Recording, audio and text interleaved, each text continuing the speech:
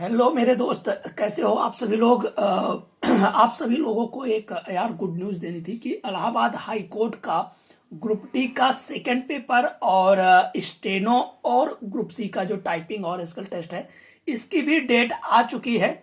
और इसका किस डेट को होगा, किस तरीके से होगा, क्या प्लानिंग चल रही है, इन सब के विषय में हम आज बात करने वाले हैं 3:30 बजे। कहां पर? Super coaching UP by text book पर। तो जुड़ना ना भूलिएगा। आज ही हम लोग बात करेंगे और जल्दी से जल्दी पढ़ाई में लग जाओ, क्योंकि यार देखो, जो ग्रुप डी का जो पेपर है वो जैसे पेपर 1 हुआ है उससे थोड़ा सा हट करके बनेगा।